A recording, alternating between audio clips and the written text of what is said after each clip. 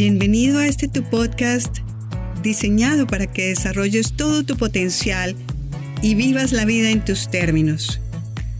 Yo soy Luz Estela Jara, coach de mindfulness y de vida, y te comparto temas de interés para tu mejor estar como mindfulness, psicología positiva, compasión y bienestar emocional, entre otros, con la participación de invitados especiales y todo para que conectes con presencia, compasión y amabilidad contigo y con los demás.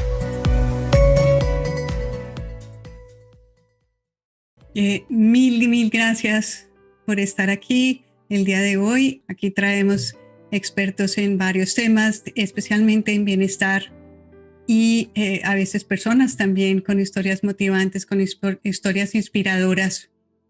El día de hoy muy agradecida con Felipe por la presencia. Felipe es uno de los grandes representantes del estoicismo en Latinoamérica.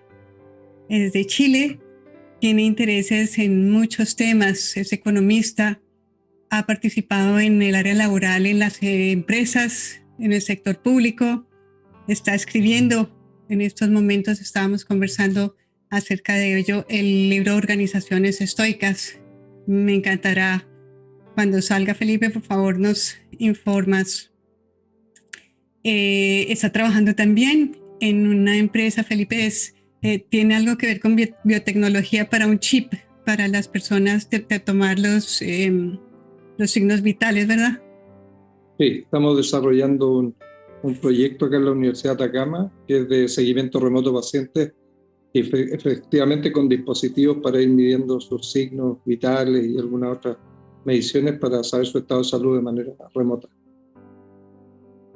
Pues esto muestra la versatilidad de Felipe. También tiene un encuentro, unas charlas todos los días está teniéndola. Ya llegó a su episodio 50 de filosofía y en especial del estoicismo en unas salas que se llama Clubhouse. Y muy orgulloso de sus hijos, Javiera, Pedro y María. Entonces, dándote la bienvenida con mucho agradecimiento a este espacio de Luz Life, Felipe, el día de hoy. Sí, no, gracias a ti, Luz Estela, por la presentación. Bueno, practico el estoicismo, no sé si soy referente a Latinoamérica, pero le hago harto empeño. Y a través de Clubhouse hemos ido creando una comunidad y como tú dices, ya llevamos 50 salas como oficiales, pero en total son como 65. Todos los días, de lunes a viernes y a veces los días domingo también, que es un gran esfuerzo, pero lo hago con harta alegría y también me ha permitido a mí, en lo personal, ir creciendo mucho con otras personas también. Así que favoreciendo un poco también ese tema. Y mi hija es la Javiera, Pedro y la María Gracia. María Gracia. María Gracia. Sí, son mis 3 hijos. Sí, perfecto. Sí, muchas gracias por compartir ese vasto conocimiento que tienes, Felipe. Y el día de hoy a todos los invito a que escriban en el chat las preguntas que vayan teniendo y a lo último abriremos el espacio para inquietudes, preguntas y comentarios. Hay 2 podcasts que Felipe tuvo a bien también compartir conmigo. Estábamos hablando del estoicismo en el marco de la felicidad. El día de hoy lo vamos a enmarcar en el concepto de resiliencia, en especial en esta problemática, en este reto que estamos teniendo como humanidad, pero hoy vamos a hablar de la dinámica de la problemática con nuestros hijos, con nuestra nueva generación, con aquellos que están naciendo y tienen este tropiezo en su crecimiento. A ver, para pues todo el mundo es muy complejo, pero digamos que en pleno crecimiento ha de ser muy difícil. Entonces poner eso en perspectiva y sin más preámbulo, entonces, Felipe, si tú quisieras, por favor, enmarcar el término de la resiliencia, ¿qué es lo que significa para ti y cómo podemos enmarcarlo dentro del estoicismo? En especial, como estaba diciendo, dentro de esta problemática con nuestra juventud, con nuestra niñez y todo lo que ha pasado, por ejemplo, con los aparatos electrónicos y las diferencias que estamos teniendo en la comunicación. Sí, mira, primero que nada hacer como una pequeña introducción. El fondo que usé no es precisamente el lugar donde vivo, pero creo que cuando alguien te ha enfrentado a un espacio así, que de hecho mi mamá vive en una zona donde hay puros lugares así, lo que suele provocar es cierta tranquilidad, calma, y de una otra manera, si uno está solo, de una otra manera, sin querer queriendo, algún nivel de reflexión, ¿no? Entonces quise colocar eso porque al final de cuentas, en el estoicismo lo que se trata, y de lo que se trata en esencia, es de este estado de ataraxia, ¿no? De este estado de una tranquilidad que permita abordar la vida, en realidad, de la mejor forma posible, ¿no? Entendiendo que siempre estamos mediados por nuestras emociones y que van dirigiendo de una otra manera cómo nos vamos moviendo, ¿ok? Entonces, dicho eso... Y perdona, Felipe, yo te hago Sí. aquí un parentecito.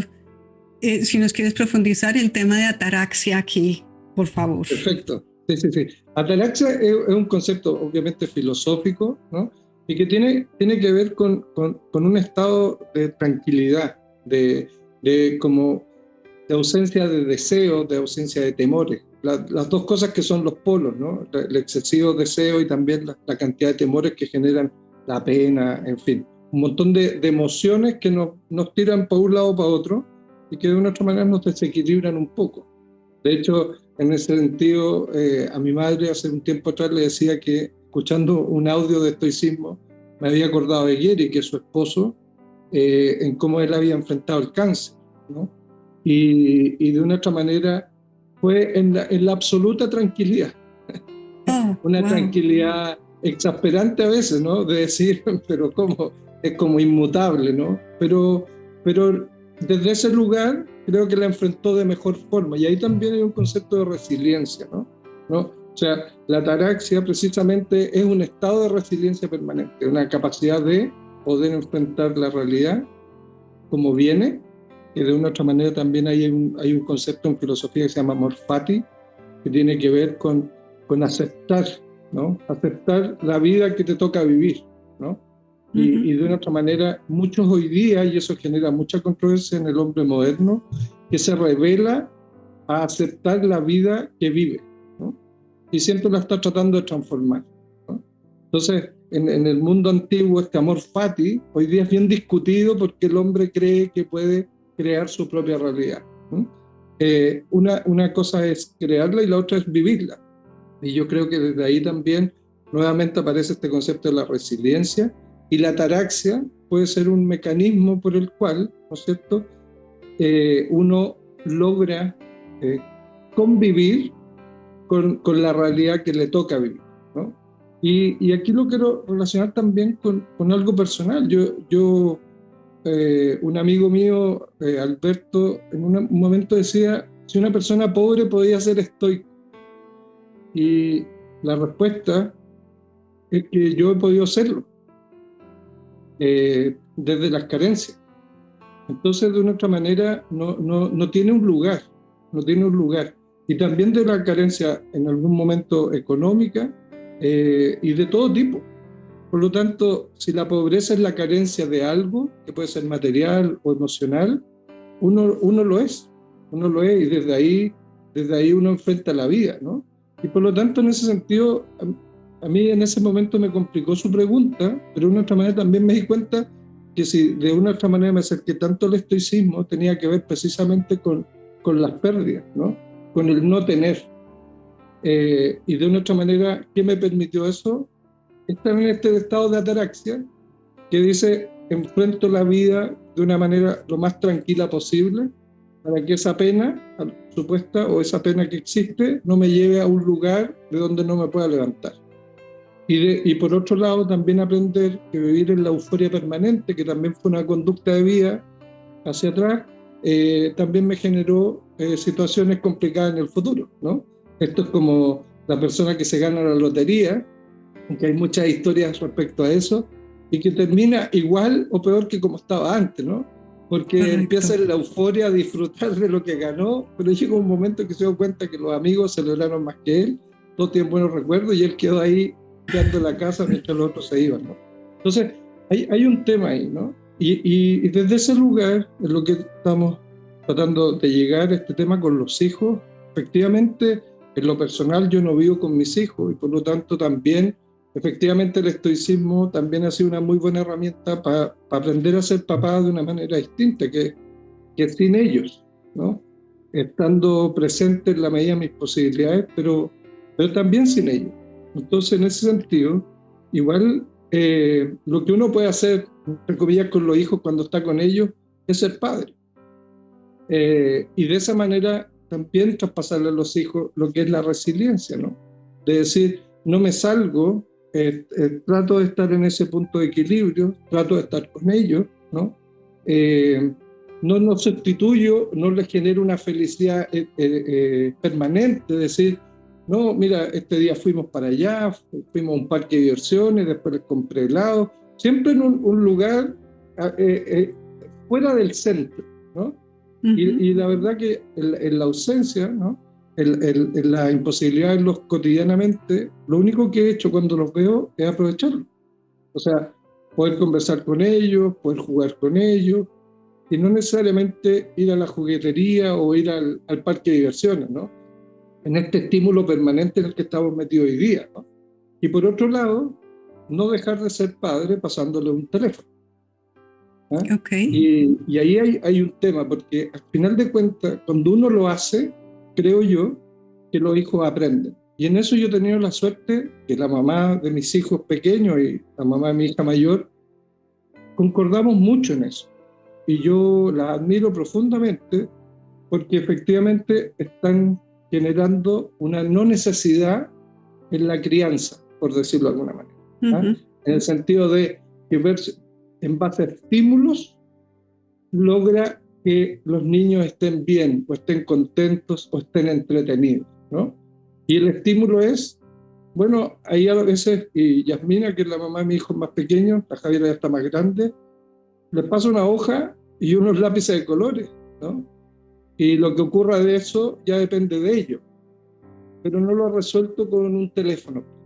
Y en ese sentido los valores del estoicismo saltan a la luz muy fuertemente, porque para tomar esa decisión, que es agotadora también, y yo en eso no puedo sino reconocer lo que ella hace, hay mucho de coraje y de valentía en querer hacerlo un poco distinto y no resolverlo de una manera tan sencilla, ¿no? En el estoicismo existen 4 virtudes, ¿no? Que está la sabiduría, la justicia, el coraje y la templanza. Y el coraje significa también tomar ciertas decisiones que a veces provocan dolor.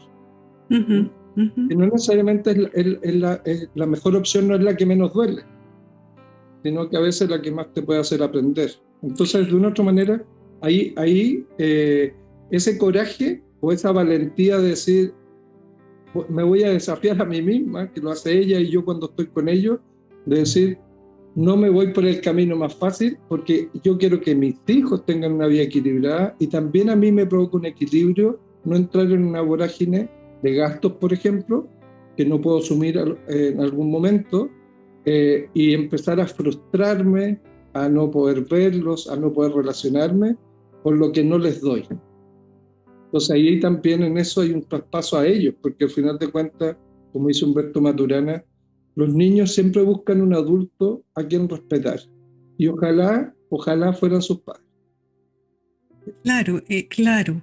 Qué maravilla. Entonces aquí lo que te estoy entendiendo, lo que rescato es, digamos, la resiliencia es esa capacidad que tenemos de seguir adelante en las circunstancias en las que estemos. Y la ataraxia se refiere a, digamos, la falta de sufrimiento. Hay unas realidades y entonces a no sufrir por ello y a no hacernos esa repetida historia de por qué yo estoy acá y por qué no estoy en el otro lado, sino que estar ahí en presente. Exactamente. En esa orden de ideas, entonces, cuando nos vamos a los valores extrínsecos, lo que tú mencionas aquí, con los aparatos electrónicos. Entonces le damos la tablet porque es que yo estoy ocupada, o le voy a comprar el juguete porque es que yo tengo que reparar el hecho de que yo no estoy presente todo el tiempo. Entonces ahí, cuando nos basamos en los factores extrínsecos, es cuando es más difícil empoderar y enseñar y estructurar esa resiliencia a cambio de reforzar esos valores internos de la relación padre-hijo, madres, de los protectores o los cuidadores que podamos tener en un momento dado. Es esa como la idea redondeando, Felipe. Sí, claro, no, y de hecho, o sea, a ver, mi posición no es de cuestionamiento a quien hace lo contrario. Mi posición tiene que ver con que en la medida que uno es consciente de lo que hace, se da cuenta de los efectos que puede tener. ¿Ah? Entonces también, lamentablemente, vivimos en un sistema en el cual, por ejemplo, ambos padres que hoy día trabajan, hoy día hay familias que no se sostienen con el sueldo de un solo papá. Correcto. Hoy día ambos tienen que trabajar para mantener un estándar de vida determinado, X. Llegar a la casa, además, a entretener a los niños, no es tarea fácil, ¿no? Y de una otra manera, la tecnología ha ido supliendo esta necesidad que ha ido generando la forma de vida que tenemos, ¿no? Claro. O sea, la tecnología también aparece y se desarrolla y crece también como una necesidad de ir resolviendo ciertas cosas, ¿no? Entonces, hoy día, fíjense, en Chile en los años 80 habían 4 canales de televisión, ¿no? No toda la gente tenía un VHS, ¿no? Eran cosas de ciertas capas sociales, en fin. ¿Y con qué se entretenía uno? Se entretenía en la calle, se entretenía con juegos simples, pero era esa vida. La vida de hoy es una vida en donde no hay tiempo para nada, supuestamente. Estamos agotados permanentemente, es como un agotamiento crónico, ¿no? Y además, los niños de hoy, que son distintos a nosotros, cuando yo era niño, están mucho más estimulados que antes. Y por lo tanto, son muy intensos, requieren de mucha atención y todo eso. Y la tecnología lo ha resuelto fácilmente. O sea, la tecnología ha venido a suplir o a dar respuesta a un tipo de niño también que es distinto. Ahora, uno puede encontrar en eso la explicación del por qué ocurre lo que ocurre, o también avanzar un poco y decir, esto es lo que ocurre, es lo que quiero que ocurra, ¿no? Y por lo tanto ahí están los límites, ¿no? Los límites en el uso de las tecnologías, en el punto de que no te termines separando de lo que es tu esencia, que es tu contacto con otras personas, con tocar la tierra, de ensuciarte, y no simplemente estar jugando o viendo películas, o en fin, que es un fenómeno que está muy, muy extendido, ¿no? O sea, de hecho la prueba de aquello es que hoy día está... con esto no sé si se desarrolló más, tendría que preguntarle a Juanín, hijo de un amigo, el tema de los e-games, por ejemplo. Hoy día se están desarrollando torneos, juegos, e-games. ¿Qué significa eso? Juegos en donde hay personas conectadas en cualquier parte del mundo, y ya no en un estadio, pero con 1 millón de personas mirando el torneo, ¿no? Pero es sentado en la casa. Y es lo que supuestamente viene. O sea, el fútbol va a pasar a ser en algún momento, a lo mejor en 30 años más, una práctica antigua como eran las Olimpiadas de los atenienses, ¿no?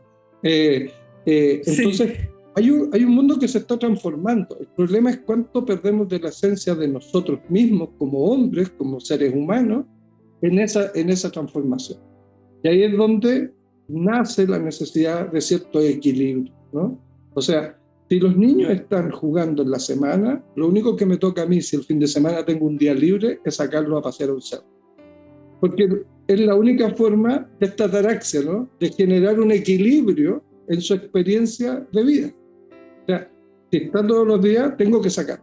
Tiene que ir a sacarse la mugre, como se dice en Chile, a un cerro. Tiene que ir a caerse, tiene que romperse una rodilla.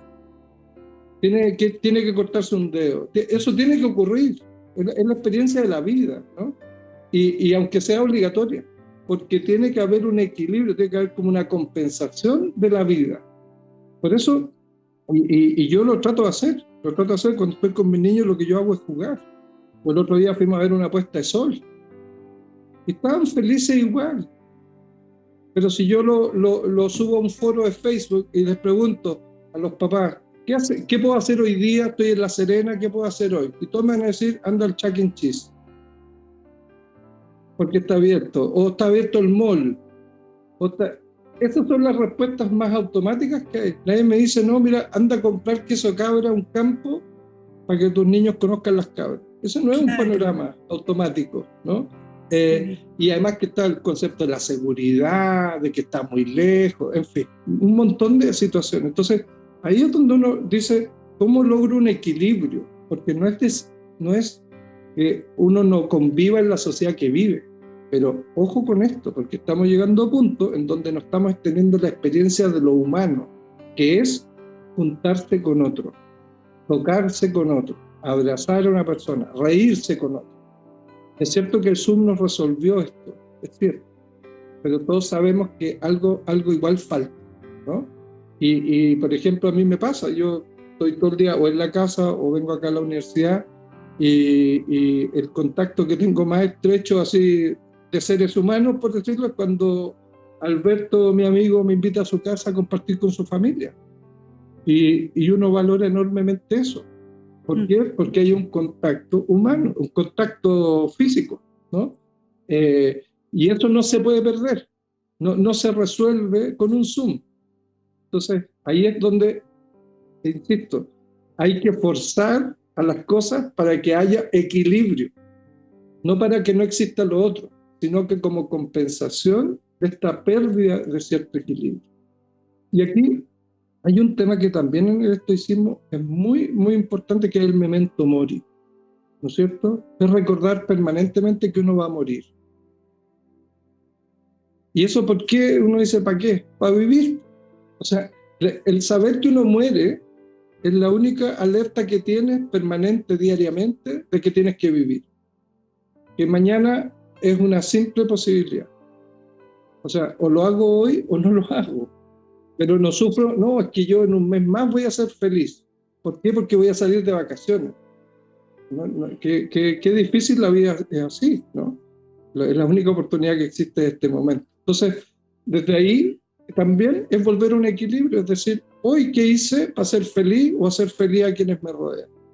Le dije te quiero a la persona que quiero, le di un beso a quien nunca le di un beso. Eso a veces cambia todo. Entonces, eso vuelve a un equilibrio, ¿no?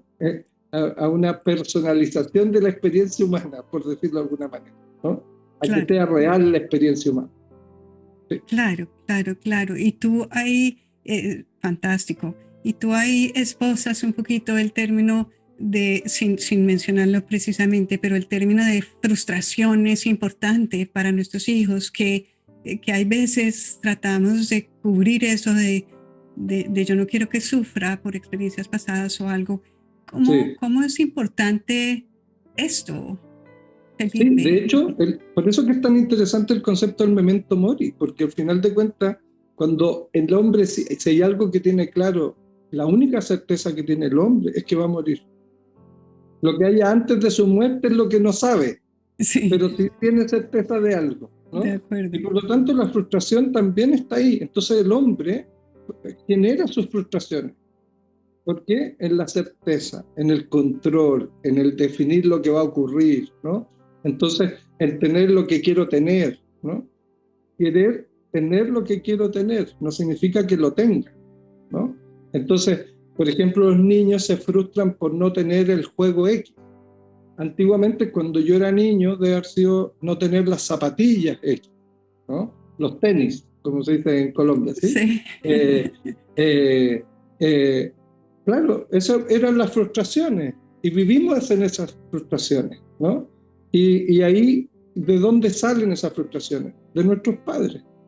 Y esto es importante porque al final de cuentas uno aprende a frustrarse, ¿no? Aprende a frustrarse. Los niños muy pequeños no entienden mucho eso. Quieren cosas y tratan de conseguirlas, por eso preguntan, por eso se suben a un árbol y se sacan se caen, ¿no? Ellos quieren vivir la vida, y nosotros, ¿qué es lo que les enseñamos? A no vivirla. ¿Por qué? Porque es peligroso vivirla.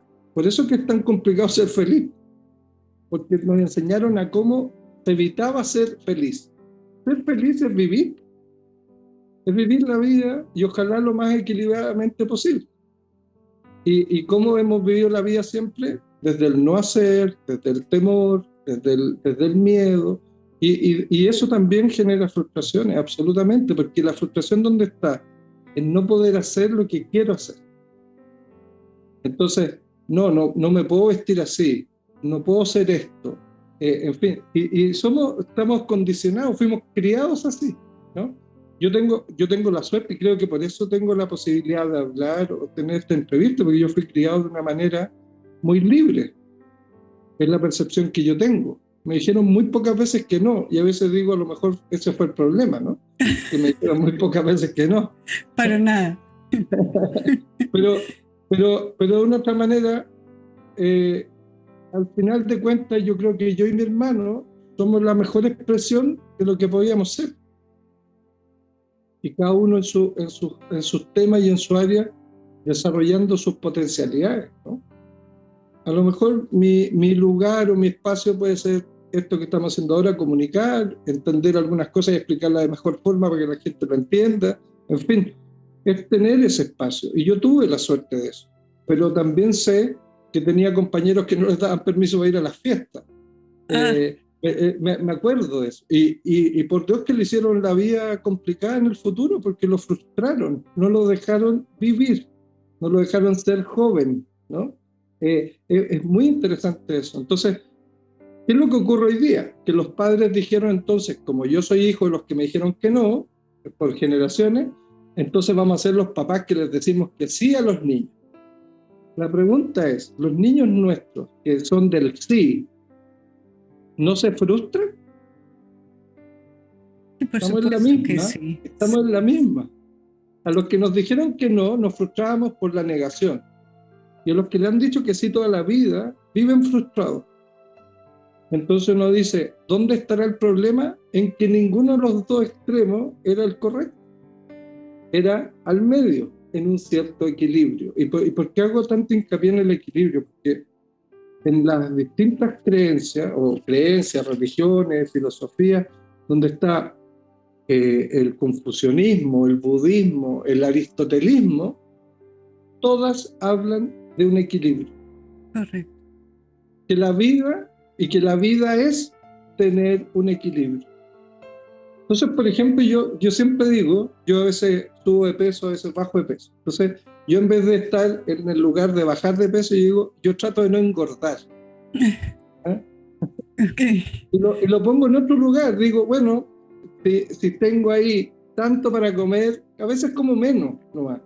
Pero sigo comiendo comida chatarra, que es mi gran pecado estoico, ¿no?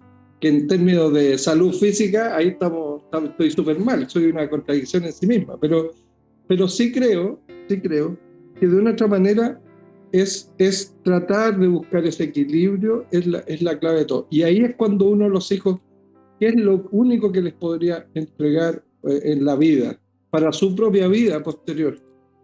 Que sean personas equilibradas, que sean personas que sepan tomar decisiones, que sepan que en la vida, por ejemplo, existe la muerte. Eso es muy importante. Que somos vulnerables.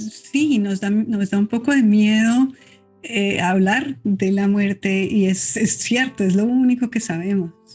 Claro, por ejemplo, yo no tengo mucha relación con la muerte, algo me pasa a mí con la muerte, pero mi madre me dio una lección muy grande cuando estuve con ella en diciembre. Me dice, mira Felipe, yo ya doné mi cuerpo a la ciencia, por lo tanto cuando yo me muera, a ti te va a llegar un sobre diciendo que muchas gracias por el favor que hizo tu madre de haberse donado a la ciencia.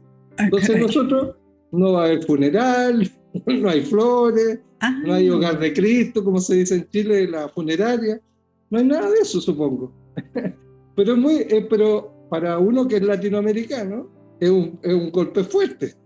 Claro. pero también tiene mucho sentido, porque después de la muerte, o después del hecho de la muerte, sigue la vida. Entonces, en el estoicismo siempre preguntan, ¿no? ¿Y qué hay después de la muerte?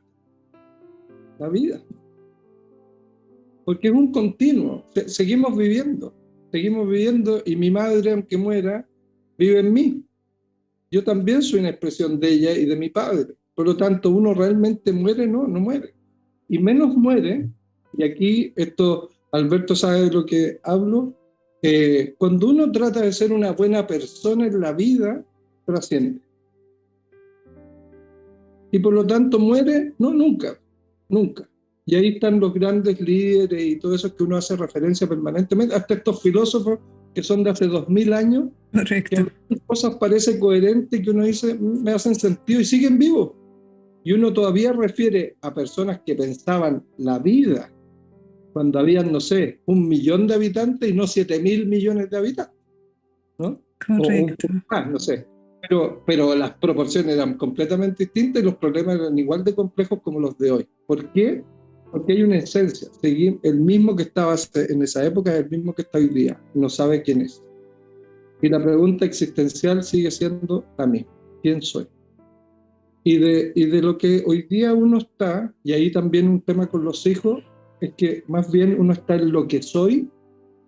Estudié esto, mis padres fueron estos, viví en tal barrio, mi situación económica es esta, todo eso es lo que soy. Pero eso no dice quién eres. Y ahí la filosofía entra en ese lugar, del quién soy. Y ahí es donde nacen estas virtudes estoicas que es ser sabio, razonar. ¿Uno le podrá enseñar a un hijo a razonar? Por supuesto que sí. ¿Y cómo? Conversando con él. Más Claro. fácil de Sí. echarle agua, ¿no? Sí. O sea, generar conversaciones. Es una forma de razonar, ¿no? De hecho, por ejemplo, que está Alberto, que lo veo, Juanín, que es su hijo, es un gran conversador. Ok. Y es muy divertido más conversar con él. Obviamente habla de su mundo, Claro. pero es muy entretenido hablar con él, porque es un gran conversador, igual que él. Eso es lo interesante cuando los hijos ve a sus padres, ¿no?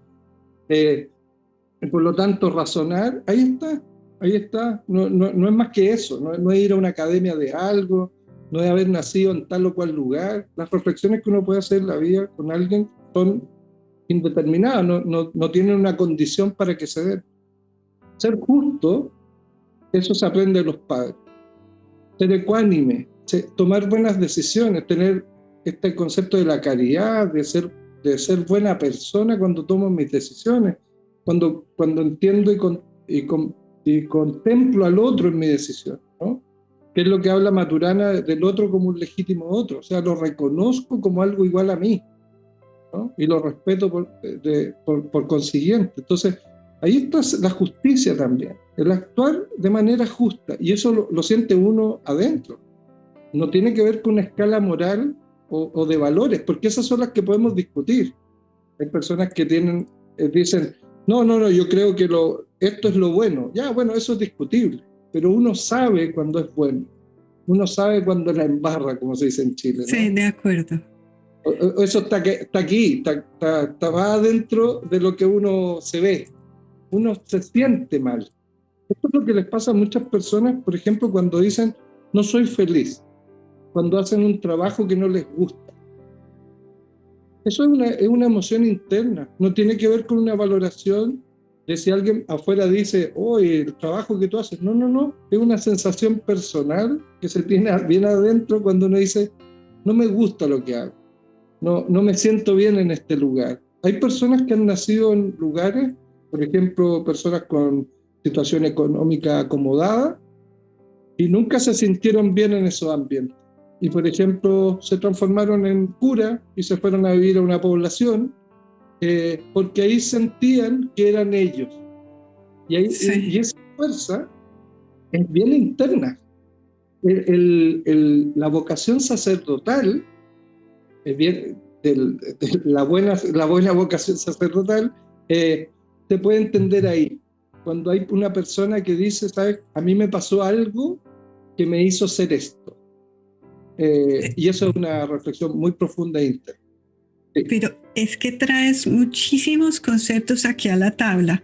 Voy a ver si podemos desgranar un poquito, porque son muchos, muy interesantes conceptos. Entonces, pues para poder razonar con un hijo, uno tiene que saber algo. Entonces, creo que una de las principales cosas que hay que hacer es ponernos a estudiar, mirar qué, pues a filosofar o estudiar historia o geografía o en fin, algún tema alrededor del cual podamos razonar, porque si no, la ignorancia, pienso, de hecho, la ignorancia es uno de los pecados nombrados por Buda, de los venenos, de los 5 venenos.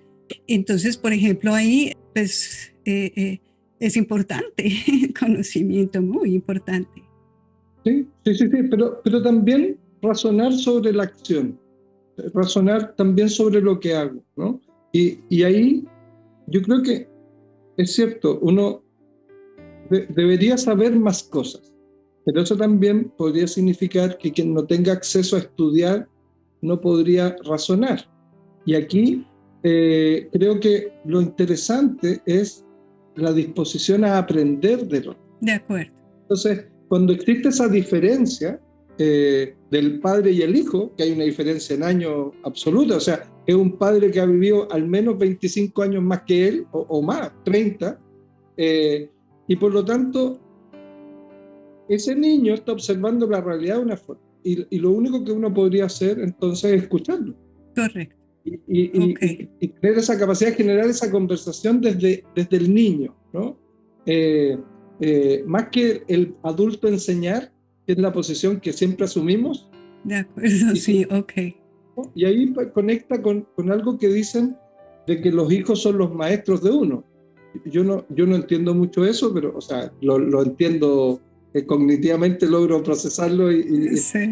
de qué se trata, pero se está diciendo mucho que los hijos vienen a ser o son los maestros de sus padres. Y algo de razón tendrá, que es en los hijos donde tengo que aprender a ser padre y no que mis hijos aprendan a ser hijos míos, ¿no? Eso es un tema muy, muy, muy interesante, pero de ahí, digamos, lo que saco, lo que extraigo es definitivamente la conciencia. Es ese pedacito que tú acabas de decir, es que no pretendamos, ¿no? Que yo vaya a ser, si puedes repetir, de hecho, esa... Es clave, o sea, la filosofía lo que genera a través de la práctica de la sabiduría, la justicia, que son las virtudes aristotélicas o de los cínicos, es precisamente estar en un estado de conciencia. Ajá, de acuerdo. Eso es lo que se busca. La conciencia es la que logra la acción.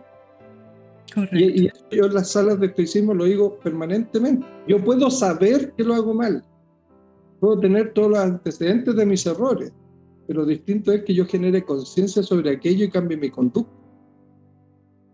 Es totalmente correcto. Bueno, ahí creo que ya pulimos un pedacito aquí de todo este maravilloso tema. El otro muy, muy interesante es ese de quién soy, el que lleva al que se quiere ir a ser monje o al que se quiere ir a ser un religioso o lo que sea, o un abogado o un artista, o en fin, lo que sea, es este pedazo de quién soy. Y ahí es donde pienso, Felipe, que viene de mucha relevancia la parte interna, la cultivación y estructuración de la parte interna de ese estado meditativo y de consulta con uno mismo de quién soy yo, y dejando un poco la parte externa de decir, ay, yo realmente no quiero seguir estos parámetros de afuera que tú tuviste la fortuna, digamos, de seguir, pero no es el caso para muchos, incluida yo. Sí. ¿No es cierto? Sí, absolutamente. Eso, el quién soy, es como súper complejo. Cuando uno le dice a alguien, no, mira, si aquí lo importante es quién soy. Y uno dice, ya, pues, Sí. dime cómo se hace eso, dónde está el manual, ¿no es cierto? Y ahí es donde los estoicos yo creo que son bien, bien sencillos, porque ni siquiera te piden meditar. En el budismo el tema de la meditación es trascendental, ¿no? O sea, no es sin eso. Y en el estoicismo dicen, trata de ser un hombre bueno. Ahí vas a descubrir quién eres. Oh, wow. Entonces, si actúas razonadamente, si eres ecuánime, si eres justo, si eres capaz de escuchar, si actúas con templanza. ¿Qué significa la templanza en este caso? Aceptar la realidad como es. Yo, por ejemplo, vivo en una de las ciudades que en los indicadores es una de las que tiene peor calidad de vida de Chile. Ah, caray. La pregunta es, ¿asumo eso como una verdad y mi vida se vuelve miserable porque vivo en el peor lugar de Chile? O trato de buscarle algún lugar, algún lado, para hacerme la vida un poco más feliz, porque de verdad esos son indicadores que están ahí y es cierto.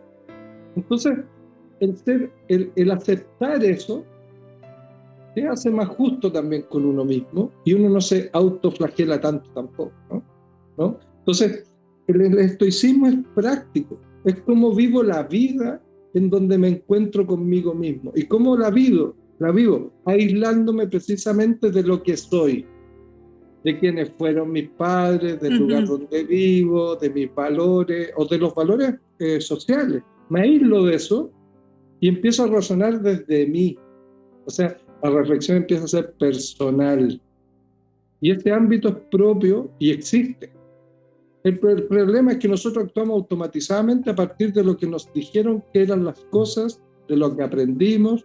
Y de hecho, por eso que hoy día es tan fácil seguir a algunas personas que nos dan una escala moral o una forma de vivir la vida de cierta forma. Y es más fácil, pues leo el manual, leo el libro y empiezo a vivir como alguien me dijo que había que vivir.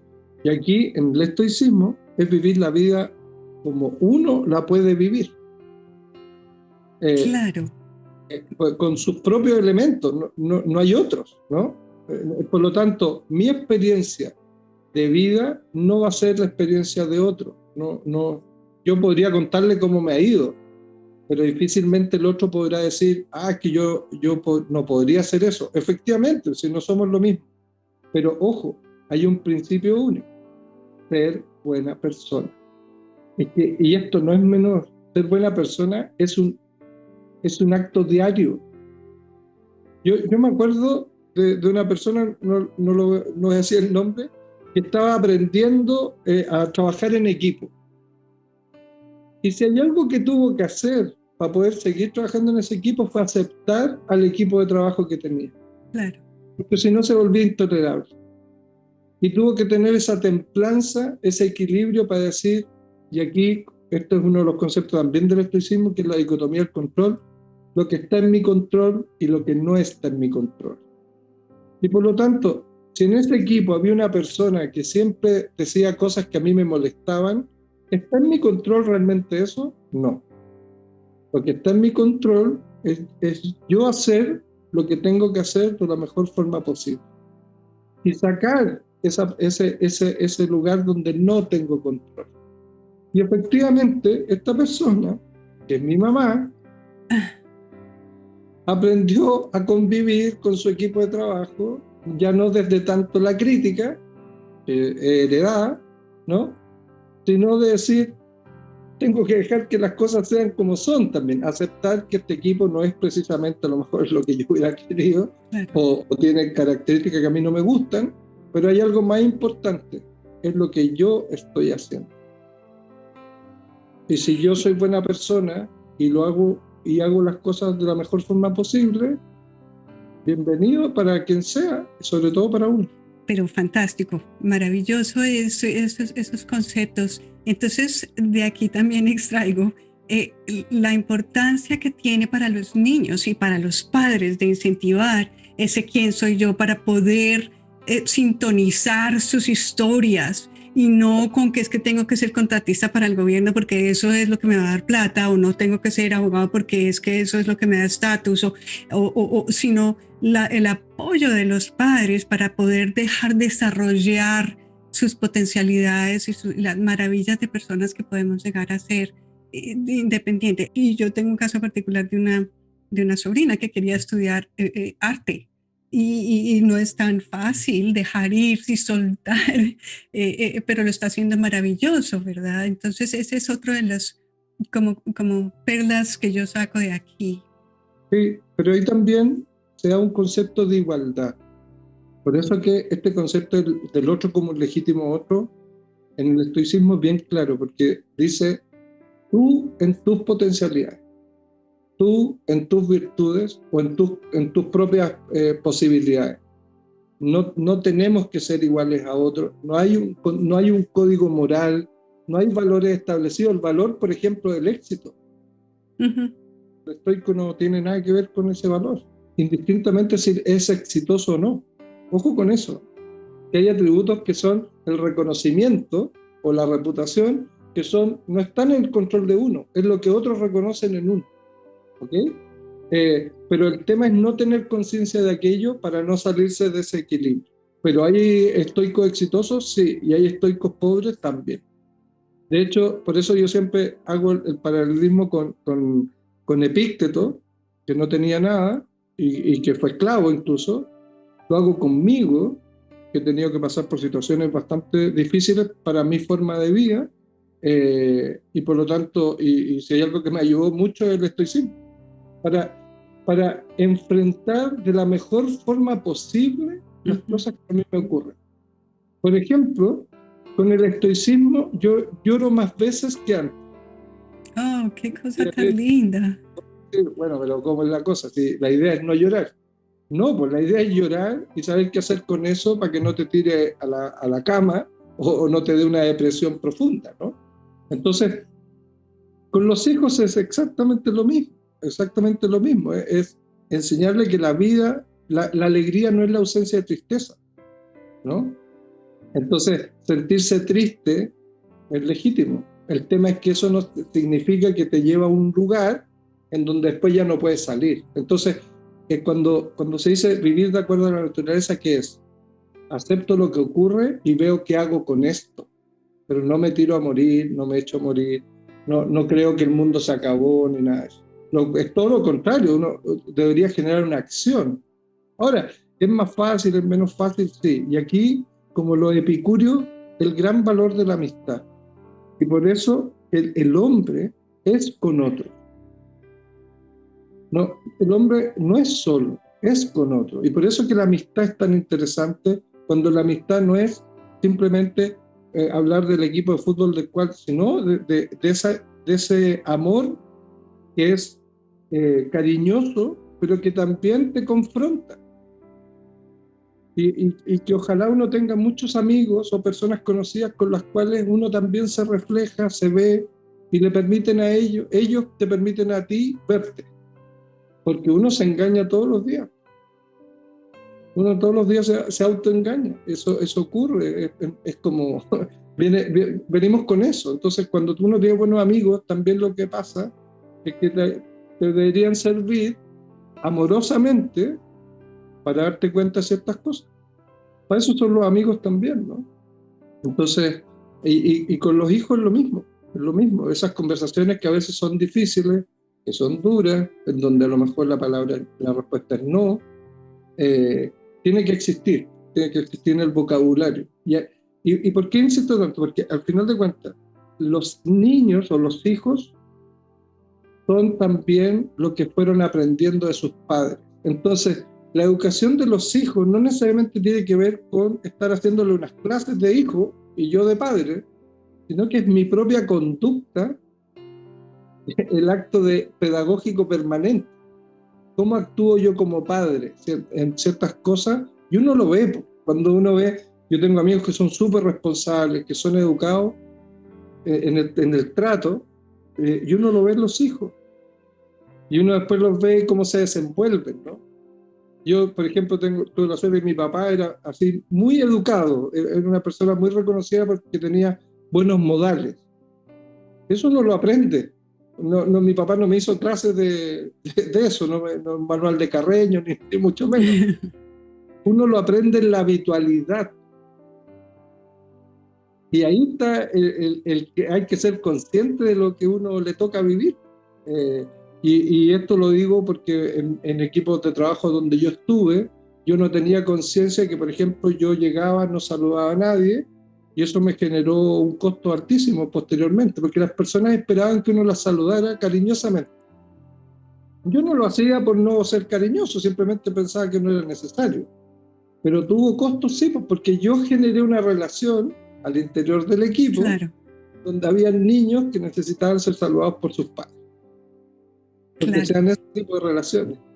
Entonces, ¿qué veía después con los hijos? Que no me hacían caso, que estaban enojados conmigo, que todo eso. Y yo les decía, pues si yo los quiero mucho. No, si hagamos una reunión de equipo, todas las opiniones son válidas, pero yo no hacía lo mínimo que era saludarlos. Y a veces eso es más significativo que tener reuniones participativas y todas esas cosas, ¿no? Porque tiene que ver con la conexión emocional y que uno claramente es complicado. Yo soy generación X, la generación X es una generación que la emoción no la desarrolló. Nosotros somos hijos de padres más bien estrictos, de que las cosas eran como eran y punto, el no es no porque no.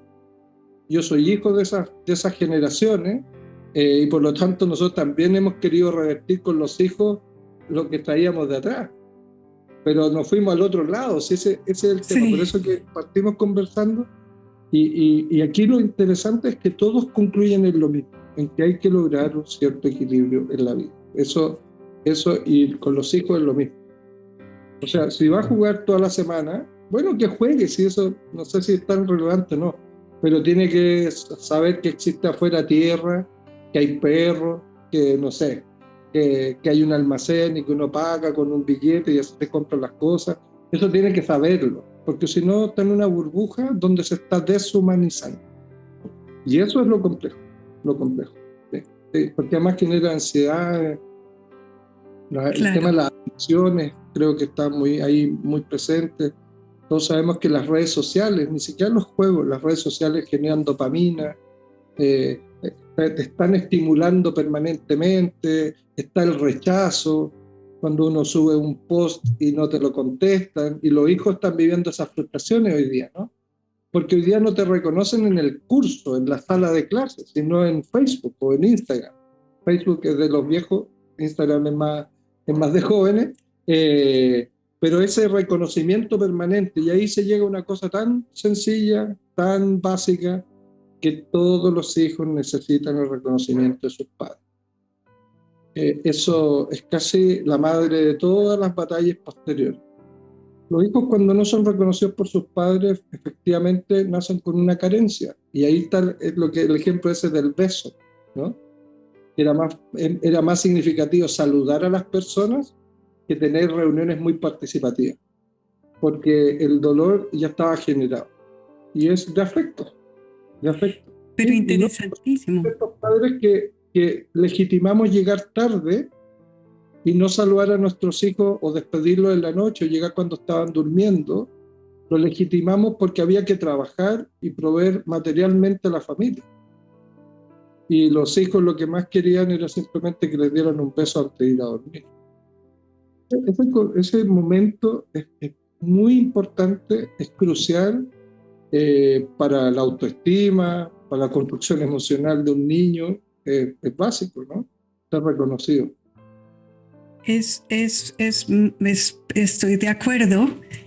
Sin embargo, creo ahí, Felipe, que el reconocimiento no es a juro, no es porque sí, es realmente por un esfuerzo, porque si no, también se nos puede devolver también esa parte hedonista de siempre estar buscando hacia afuera reconocimiento externo. Sí, claro, exacto. Sí, sí, sí. A ver, lo que pasa es que con los hijos es un afecto natural que debería darse, ¿no? Claro. Claro, porque es el primer círculo de relaciones, pero efectivo, sí, sí, sí. Sí, no, de hecho, podría pasar lo contrario, absolutamente, estar buscando reconocimiento permanente, pero hay pequeñas cositas que son como súper relevantes en la relación y no hay que perderlas de vista, sobre todo hoy día que, por ejemplo, yo me relaciono con mis hijos a través de FaceTime o sí, de videollamada. No tengo contacto físico con ellos, ¿no? Pero todos los días hablo con ellos, trato de que la conversación sea una conversación amorosa, de que de una u otra manera nos traspasemos una emocionalidad en vernos y en disfrutar el vernos, aunque sea a través de una pantalla, y no estar Claro. hablando de lo mejor de su éxito. Mi hijo está en kinder, de si le fue bien o no en el Oh, colegio, sacó un 7 o no. No sé si eso es tan relevante. Lo más importante es que él sepa que yo lo quiero mucho, ¿no? No, lo demás es casi accesorio, ¿sí?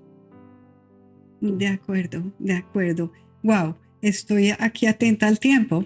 Ya van a ser las 5, pensé que quería, pero es tan interesante. Aquí podríamos seguir y seguir y seguir. Ya veo una persona y una pregunta también. Entonces, bueno, para las personas que se quieren o se tienen que retirar, pues claro. Eh, para las otras personas, muchísimas gracias. Ya voy a ceder la palabra. Solamente quiero invitarlos a que miren los podcasts con respecto a la felicidad que tuvimos con Felipe, muy, muy interesantes allí en los canales de Luz Life.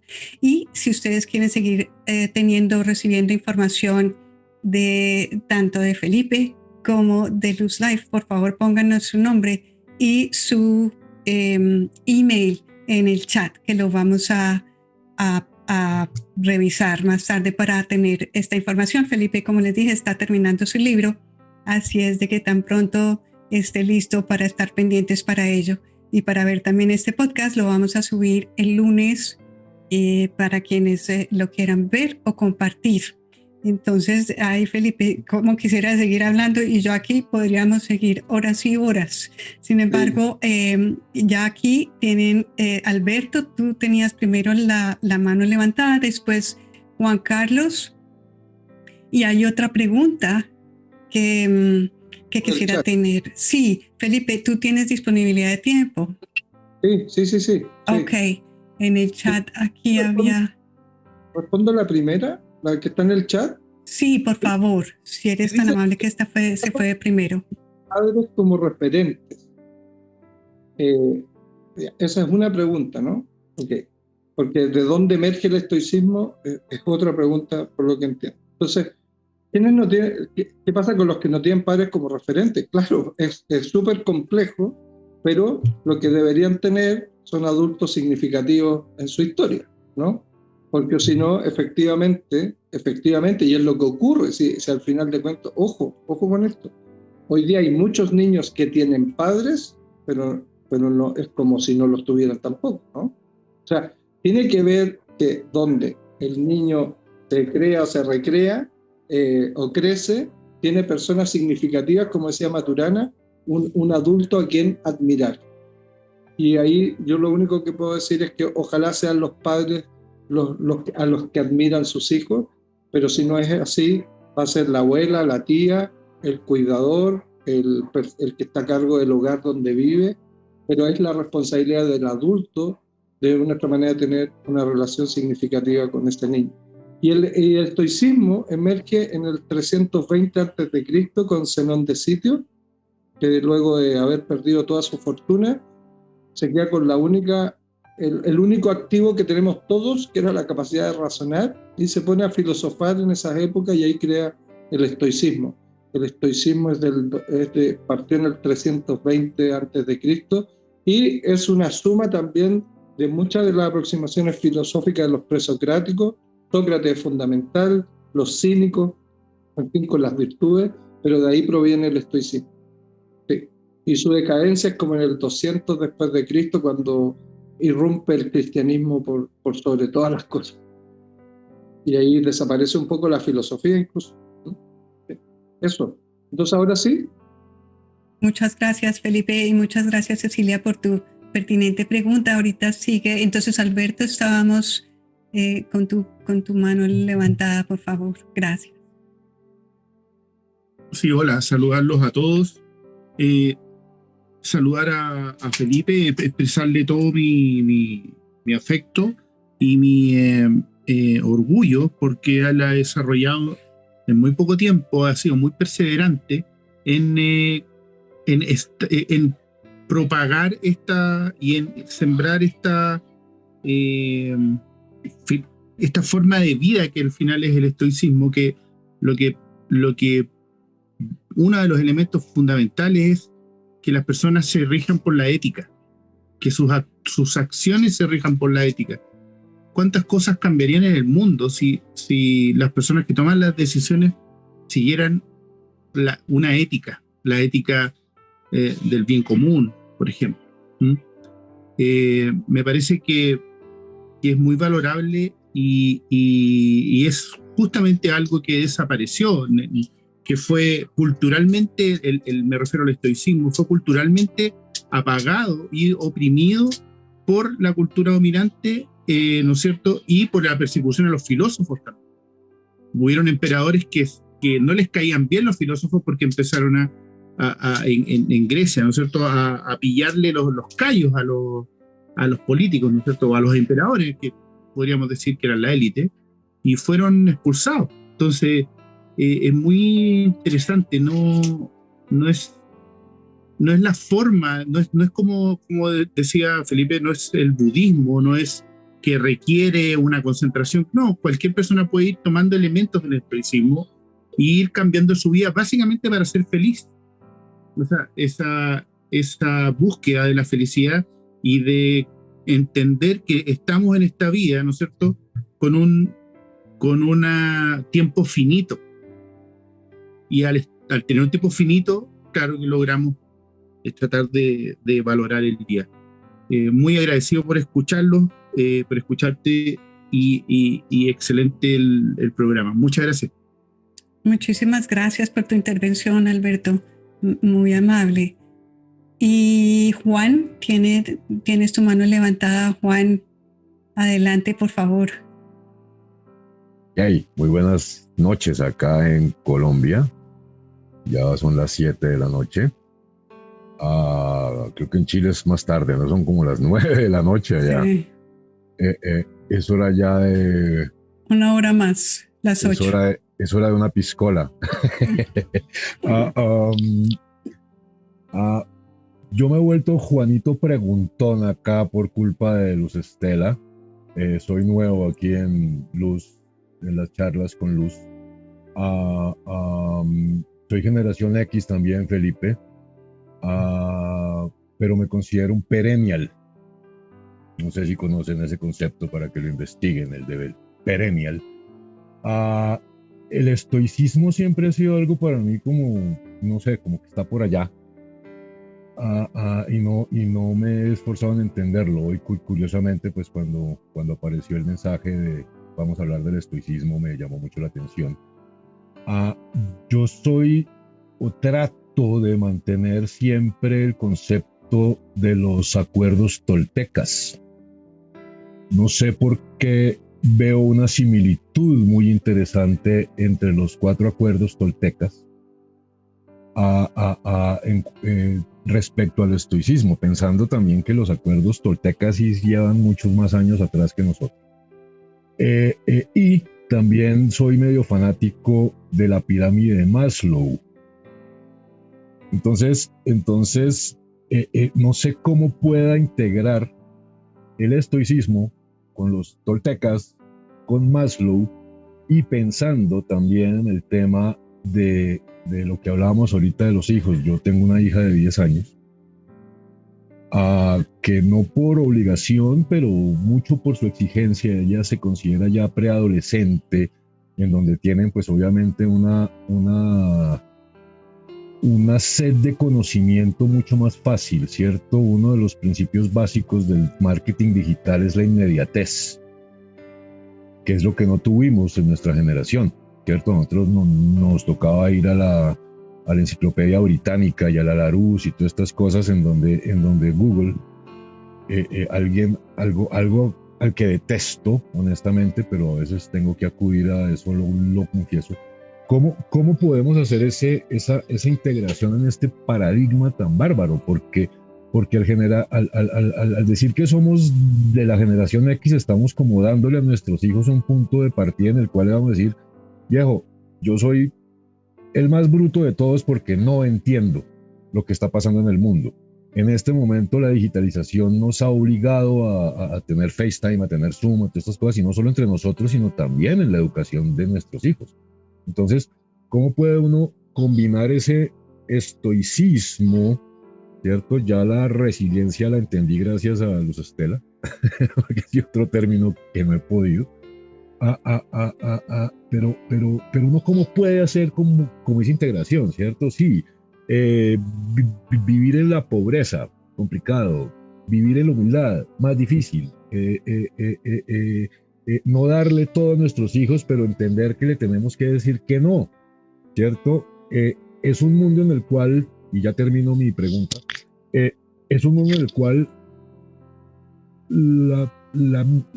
nosotros mismos, nuestros pares, por así decirlo, los profesores, todos, le han indicado a nuestros hijos que no pueden perder, ¿cierto? O sea, no puede haber un mínimo de frustración en nada, ¿verdad? Cuando yo iba a jugar fútbol o alguna cosa, o jugaba o hacía alguna cosa, o uno ganaba y los demás perdían. En este momento, cuando uno va al colegio y ve a los niños competir y la cosa, todos se ganan un pinche premio. ¿Cómo podemos voltear ese asunto para que los niños realmente sientan esa frustración, entendiendo que la frustración y la tristeza es buena?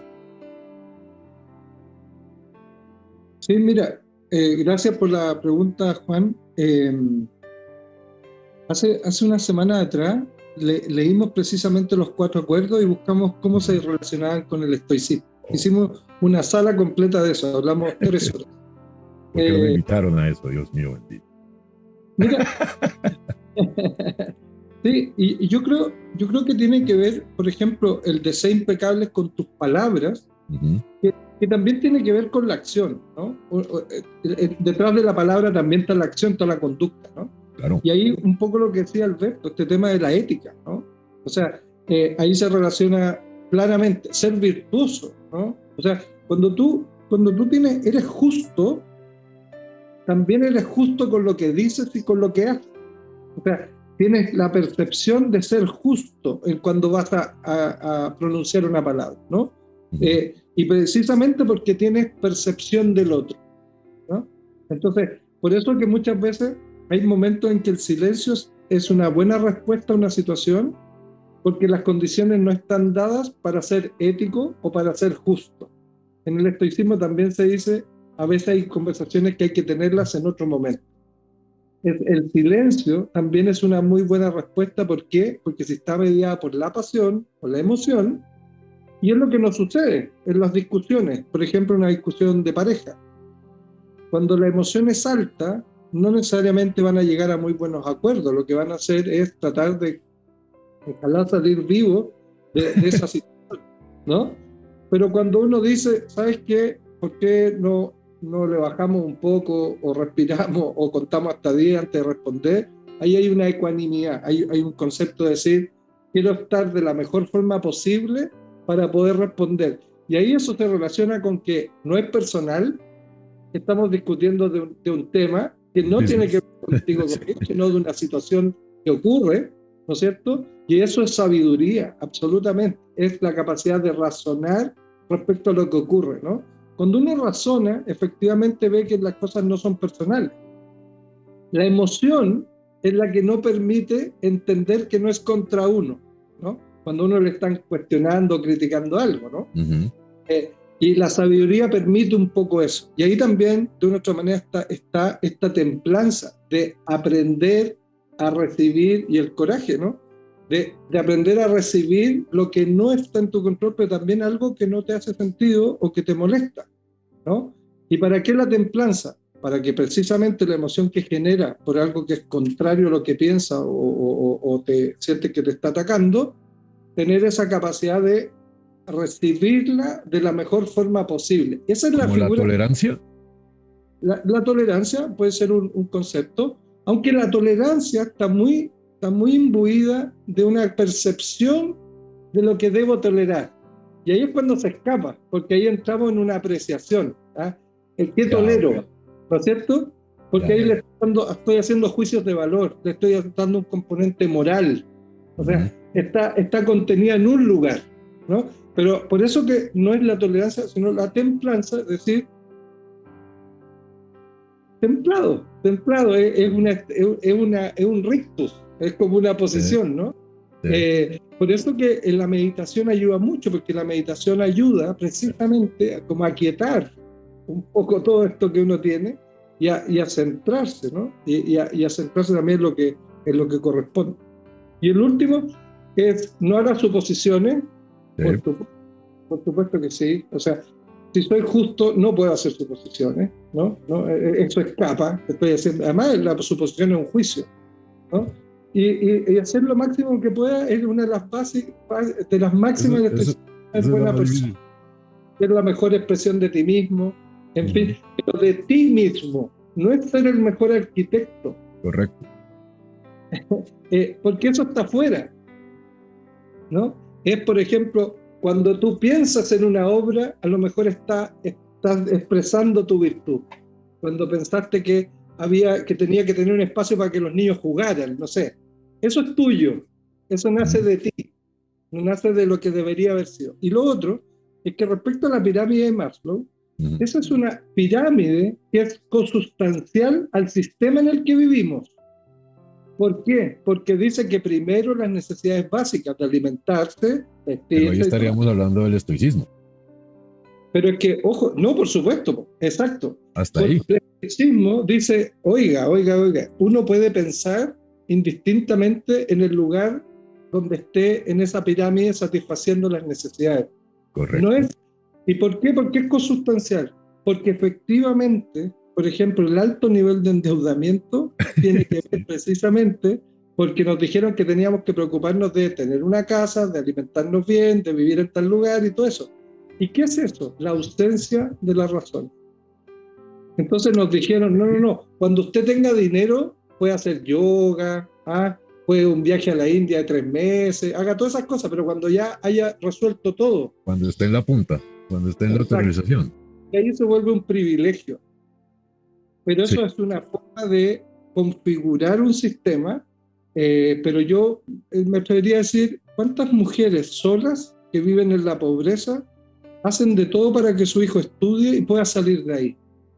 Y en eso hay mucho de estoicismo, hay mucho de resiliencia, hay mucho de decir, no importa, le voy a poner, voy a ser la mejor mamá que pueda para que él tenga el té, la leche, lo que sea, para que pueda estudiar, voy a trabajar y conseguirle sus cuadernos. Esas actitudes son muy estoicas. Por lo tanto, por eso digo que no es privativo. Y ojo, que ahí sí que hay harto estoicismo, porque ahí sí que hay que aceptar esto de la naturaleza wow, que uno dice que es casi una maldición, un castigo de Dios, ¿no? Así se ha establecido también, ¿no? ¿Por qué tengo que pasar por tanta tristeza o penumbra? Penalidades cuando soy bueno. Exactamente. Entonces, yo sí creo que es así, efectivamente. Yo creo que el estoicismo por eso es tan interesante. De hecho, Alberto lo decía, Séneca fue asesor de Nerón. Y Nerón, cuando empieza a ver que no le estaba gustando mucho lo que Séneca reflexionaba, tuvo que suicidar junto a su esposa. Y Séneca era una persona con dinero, acomodado, y se tuvo que suicidar y lo aceptó estoicamente.